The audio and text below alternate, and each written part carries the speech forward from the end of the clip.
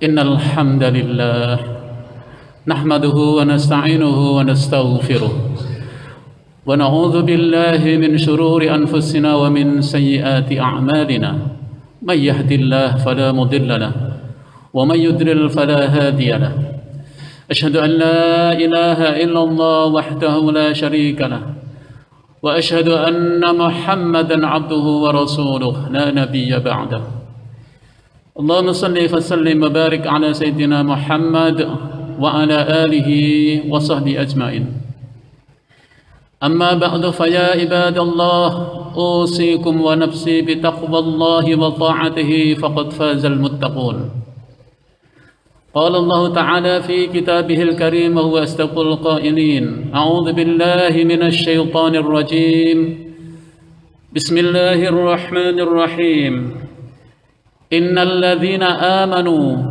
والذين هاجروا وجاهدوا في سبيل الله أولئك يرجون رحمة الله والله غفور رحيم صدق الله العظيم وقال رسول الله صلى الله عليه وسلم لا هجرة بعد الفتح ولكن جهاد ونيات الحديث أو كما قال.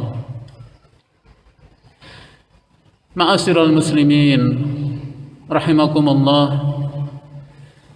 marilah tidak henti-hentinya kita memanjatkan puji syukur kepada Allah. Alhamdulillah, alhamdulillah, summa alhamdulillah, karena atas izinnya, atas karunia-Nya semata kita masih diberi kesempatan oleh Allah Subhanahu wa taala pada hari ini untuk menunaikan ibadah salat Jumat berjamaah.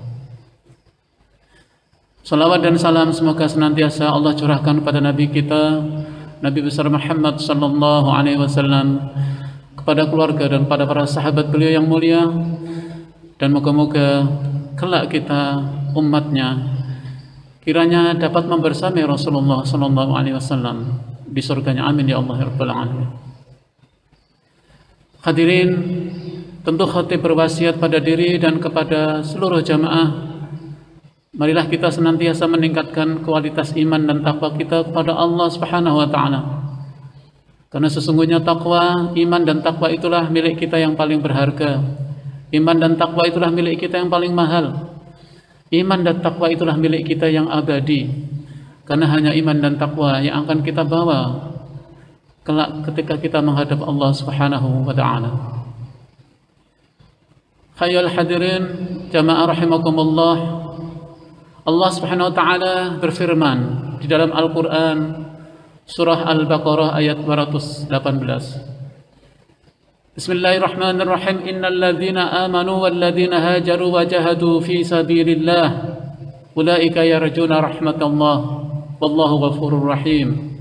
Sesungguhnya orang-orang yang beriman, orang-orang yang berhijrah, orang-orang yang berjihad fi sabilillah di jalan Allah, ulaika yarjuna rahmatullah, mereka itulah orang-orang yang mengharapkan rahmat Allah. Mereka itulah orang-orang yang akan senantiasa memperoleh rahmat Allah. Wallahu ghafurur rahim, dan Allah akan memberikan ampunan bagi mereka, serta Allah memberikan kasih sayangnya kepada mereka. Ayyuhal hadirun rahimakumullah,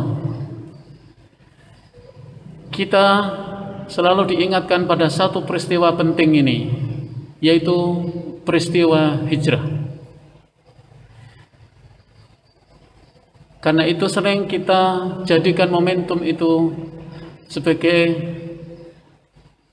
awal kita untuk mengingatkan akan tahun baru Islam yang dimulai dengan periode hijrah itu. Di dalam ayat yang baru saja khatib bacakan menjelaskan bahwa Allah Subhanahu wa taala akan senantiasa melimpahkan rahmatnya, ampunannya, dan kasih sayangnya selagi kita senantiasa berkomitmen dalam keimanan, kemudian senantiasa hijrah dan jihad fi sabilillah. Itu persyaratannya. Karena itu makna hijrah dalam pengertian ini tentunya tidak hanya sudah lewat, Tapi hijrah ini akan selalu ada. Makna hijrah ini akan selalu menjadi makna yang penting bagi setiap muslim. Sebetulnya istilah hijrah bagi kita tidak asing lagi. Walaupun istilah hijrah awalnya adalah yaitu diartikan sebagai berpindah, tapi arti yang lain adalah berubah. Karena memang hijrah diawali dengan perpindahan Rasulullah dan sebagian para sahabatnya dari satu tempat yang paling masyhur tentunya dari Makkah menuju Madinah.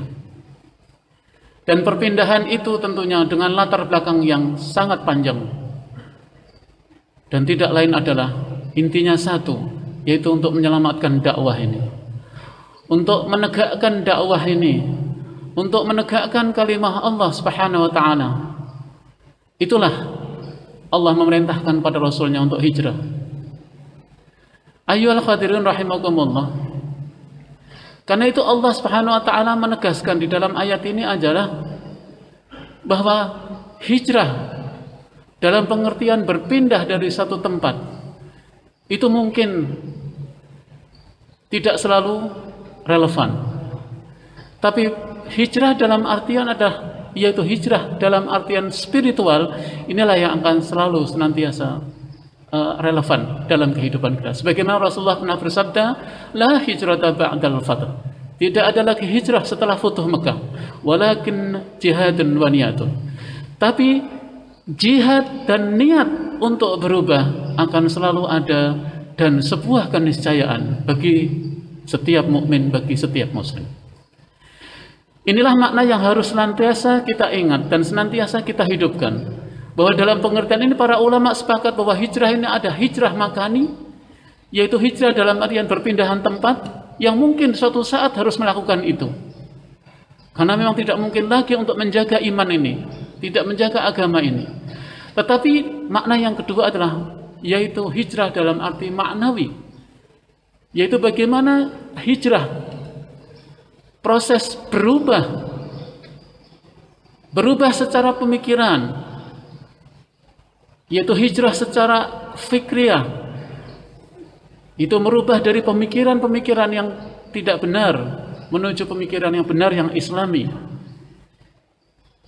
Kemudian juga bisa hijrah takkidiyah, artinya hijrah dalam pengertian akidah, yaitu dari kemusyrikan menuju akidah yang benar. Begitulah, sehingga makna hijrah akan senantiasa relevan. Ada satu pesan yang sangat penting dan relevan untuk kita renungkan. Sebuah hadis yang diriwayatkan oleh Abdullah bin Salam ketika Rasulullah begitu tiba di Madinah. Ada pesan, ada 4 pesan penting yang mungkin ini relevan untuk kita jadikan sebagai renungan bersama. Abdullah bin Salam menceritakan, Abdullah bin Salam ini adalah seorang pemuda atau pemuka Yahudi, seorang ilmuwan Yahudi yang kemudian dia masuk Islam setelah melihat perilaku Rasulullah SAW begitu tiba di Madinah. Abdullah bin Salam ini sebelumnya seorang Yahudi yang senantiasa banyak membaca tentang kitab-kitab Yahudi. Dan di antara yang dia tertarik membacanya adalah yaitu berita akan datangnya seorang Rasul. Sehingga begitu mendengar bahwa ada Rasul yang baru datang dan diutus oleh Tuhan di Makkah dan dikabarkan akan pindah ke Madinah, maka Abdullah bin Salam ini sudah tidak sabar ingin melihat. Dia menunggu-nunggu. Sehingga ketika Rasulullah datang di Madinah, pertama datang, Abdullah bin Salam ketika itu belum Islam dan dia salah seorang dari rombongan orang-orang di Madinah yang menyambut kedatangan Rasul. Ketika Abdullah bin Salam ini sudah menunggu dan melihat wajah Rasulullah, pertama komentar Abdullah bin Salam ini, padahal dia belum Islam, komentarnya melihat wajah Nabi, dia mengatakan, laisa wajhul kadzdzab. Wajahnya bukan wajah seorang pendusta, wajahnya bukan seorang penipu. Itulah komentar pertama dari seorang Abdullah bin Salam melihat wajah Nabi. Ini adalah komentar yang jujur. Kemudian setelah itu Abdullah bin Salam ini menunggu. Dia ingin tahu apa yang diucapkan oleh seorang nabi ketika pertama bertemu dengan umatnya. Dia tunggu itu, karena Rasulullah begitu datang tidak langsung ceramah, tapi Rasulullah dengan ontanya berkeliling mengelilingi mereka yang menyambut itu. Kemudian tibalah di satu tempat, Rasulullah berhenti dan kemudian Rasulullah menyampaikan. Yang ini dia catat benar oleh Abdullah bin Salam. Rasulullah mengatakan begini, Ayyuhan nas, afshus salam, wa at'imut ta'am, wasilul arham, wasallu bil-lail wan nasu niyam, tadkhulul jannata bisalam. Ini kalimat yang diucapkan Nabi, yang dikutip oleh Allah bin Salam. Rasulullah mengatakan ayyuhan nas, begitu pesan pertama begitu nyampe ke Madinah. Wahai manusia, bukan kepada khitabnya bukan ya ayyuhalladzina aman, tapi ya ayyuhan nas. Ayyuhan nas, wahai orang-orang, wahai manusia. Afshus salam, itu pertama pesannya. Sebarkan oleh kamu salam. Wa at'imut ta'am, berilah makan kepada mereka, pada orang-orang. Wasilul arham, dan sambunglah silaturahim. Dan yang keempat, wasallu billail wan nasu niyam, salatlah di malam hari ketika manusia terlelap dalam tidur. Tadkhulul jannata bisalam, maka kamu akan masuk surga dengan penuh keselamatan. Menarik hadirin, ada 4 pesan ini yang relevan untuk kita coba implementasikan. Pesan Rasulullah pertama adalah afsus salam, menyebarkan salam. Tentu menyebarkan salam di sini ada 2 pengertian. Sebagaimana kita menyebarkan salam, Rasulullah merintahkan kita ketika kita bertemu dengan orang muslim, baik yang kamu kenal maupun yang tidak kamu kenal, hendaknya kamu sambut dengan salam, Assalamualaikum. Karena salam Assalamualaikum adalah salam universal yang hanya dimiliki oleh orang muslim. Kita memiliki salam tahniyah yang luar biasa, yang orang lain tidak punya. Orang lain mungkin hanya bilang selamat pagi, selamat siang, selamat sore, mungkin selamat malam. Tapi kita mempunyai ucapan yang senantiasa direlevan diucapkan dimanapun dan kapanpun. Bahkan ucapan salam ini yang pernah saya praktekkan ketika saya kuliah di Jerman, dikagumi oleh seorang profesor saya. Kapan itu diucapkan? Diucapkan kapan saja. Sehingga beliau mengatakan luar biasa ini salam. Apa artinya? Dia nanya, artinya adalah semoga keselamatan, keberkahan senantiasa mengiringi kamu. Kaget dia, begitu indahnya artinya. Itulah artinya salam. Jadi begitu kita bertemu, menyebarkan salam, karena kita menyebarkan optimisme. Kita mendoakan saudara-saudara kita. Hadirin, ketika kita mendoakan saudara kita, yang akan Anda dapatkan, yang kita dapatkan adalah doa yang sama untuk kita. Karena itu kita diperintahkan untuk menyebarkan salam. Sehingga Rasulullah dalam beberapa hadis ketika bertemu dengan sahabat, belum pernah Rasulullah didahului untuk bersalam, tapi Rasulullah selalu bersalam lebih dahulu. Karena memberi salam itu sunnah muakkad, tapi menjawabnya adalah wajib bagi kita. Ini pertama. Tapi yang kedua tentunya afsus salam ini adalah menyebarkan kedamaian, menyebarkan keselamatan. Seharusnya dimanapun kita seorang muslim ada, maka dia harus bisa menghadirkan keselamatan, harus bisa menghadirkan kedamaian, harus bisa menghadirkan ketentraman. Inilah makna salam. Karena itu hadirin, ketika seseorang memberikan salam kepada kita, sebetulnya orang itu menjamin bahwa Anda dalam keselamatan kami. Seorang yang telah mengucapkan salam, maka seorang yang telah diberikan salam itu seharusnya dia dalam jaminan keselamatan selama bersama dia. Itulah salam. Subhanallah. Karena itu mari kita coba implementasikan makna salam ini dalam pengertian yang seluas-luasnya, bahwa Islam hadir untuk memberikan dan menghadirkan keselamatan, menghadirkan kedamaian. Kemudian yang kedua adalah pesan Rasulullah yang luar biasa adalah wa'at'imut ta'am, berilah makan. Tentu beri makan dalam arti jangka pendek, kita diperintahkan untuk memberikan makan. Wabil khusus apalagi kepada orang-orang yang membutuhkan.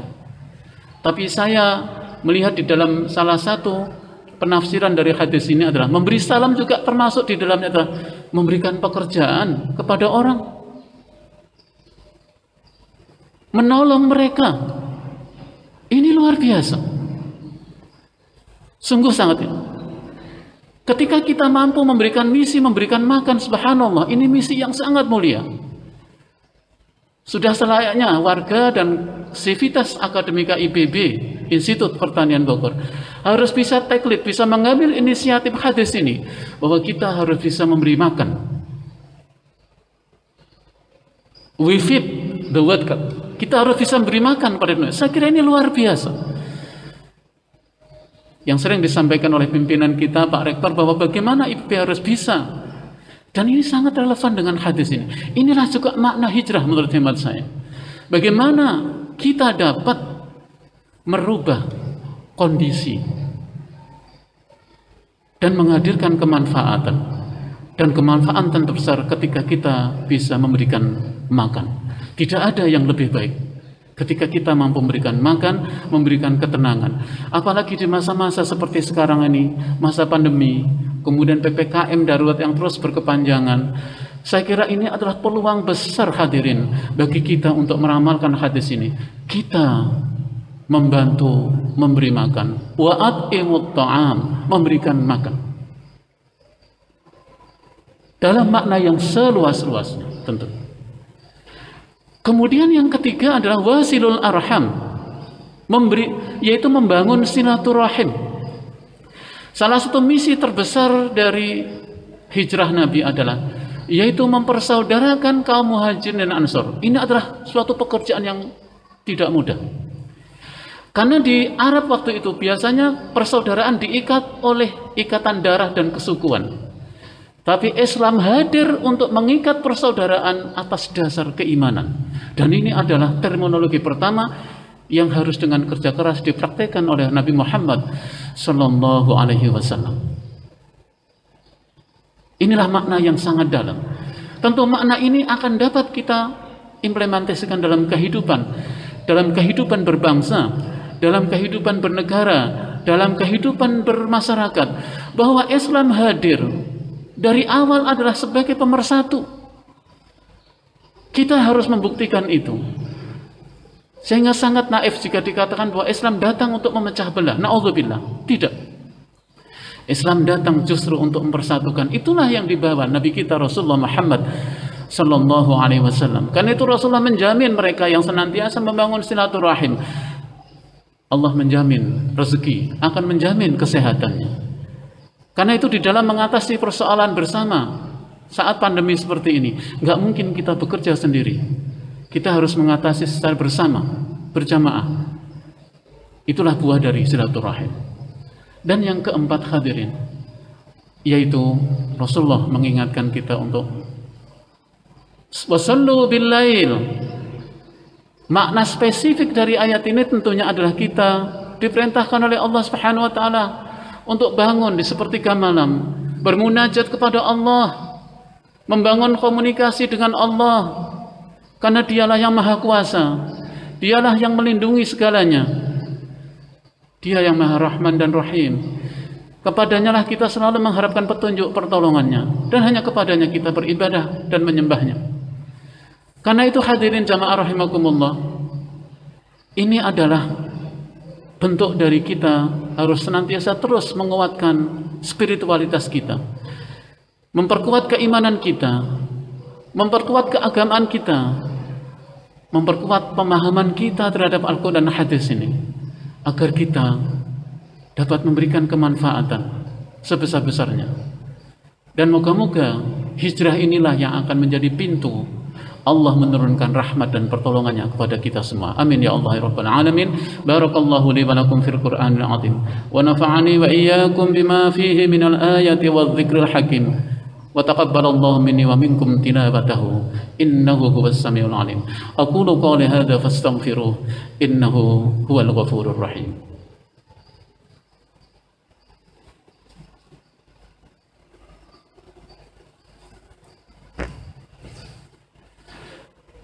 Alhamdulillahilladzi hadana li hadza wa ma kunna linahtadiya laula an hadana Allah. Asyhadu an la ilaha illallah wahdahu la syarika lahu wa asyhadu anna Muhammadan abduhu wa rasuluh. اللهم صل على سيدنا محمد وعلى آله وصحبه أجمعين. أما بعد، عباد الله، اتقوا الله حق تقاته ولا تموتن إلا وأنتم مسلمون. إن الله وملائكته يصلون على النبي يا أيها الذين آمنوا صلوا عليه وسلموا تسليما. اللهم صل على سيدنا محمد وعلى آل سيدنا محمد كما صليت على سيدنا إبراهيم وعلى آل سيدنا إبراهيم، وبارك على سيدنا محمد وعلى آل سيدنا محمد كما باركت على سيدنا إبراهيم وعلى آل سيدنا إبراهيم في العالمين إنك حميد مجيد. اللهم وارض عن الخلفاء الراشدين الذين قضوا بالحق وكانوا به يعدلون، أبي بكر وعمر وعثمان وعلي، وعن الصحابة أجمعين، وعن التابعين وتابعيهم بإحسان إلى يوم الدين برحمتك يا أرحم الراحمين. آمين يا الله يا رب العالمين. اللهم اغفر للمسلمين والمسلمات والمؤمنين والمؤمنات الأحياء منهم والأموات إنك سميع قريب مجيب الدعوات ويا قاضي الحاجات. اللهم أعنا على ذكرك وشكرك وحسن عبادتك. اللهم إنا نسألك الهدى والتقى والعفاف والغنى. اللهم أحسن عاقبتنا في الأمور كلها وأجرنا من خزي الدنيا وعذاب الآخرة. ربنا ظلمنا أنفسنا وإن لم تغفر لنا وترحمنا لنكونن من الخاسرين. ربنا لا تزغ قلوبنا بعد إذ هديتنا وهب لنا من لدنك رحمة إنك أنت الوهاب. ربنا هب لنا من أزواجنا وذرياتنا قرة أعين واجعلنا للمتقين إماما. اللهم أعز الإسلام والمسلمين. اللهم أعز الإسلام والمسلمين. اللهم أعز الإسلام والمسلمين. اللهم انصر المسلمين والمجاهدين في كل مكان يا رب العالمين ويا أرحم الراحمين. اللهم ادفع عنا الغلاء والوباء والبلاء والفحشاء والمنكر والفتن والطاعون والسدائد والمحن ما ظهر منها وما بطن من بلدنا هذا خاصة وعن سائر البلدان المسلمين عامة يا رب العالمين ويا أرحم الراحمين. ربنا آتنا في الدنيا حسنة وفي الآخرة حسنة وقنا عذاب النار. اللهم إنا نسألك حسن الخاتمة ونعوذ بك من سوء الخاتمة. سبحان ربك رب العزة عما يصفون وسلام على المرسلين والحمد لله رب العالمين. عباد الله، إن الله يأمر بالعدل والإحسان وإيتاء ذي القربى وينهى عن الفحشاء والمنكر والبغي يعظكم لعلكم تذكرون ولذكر الله أكبر.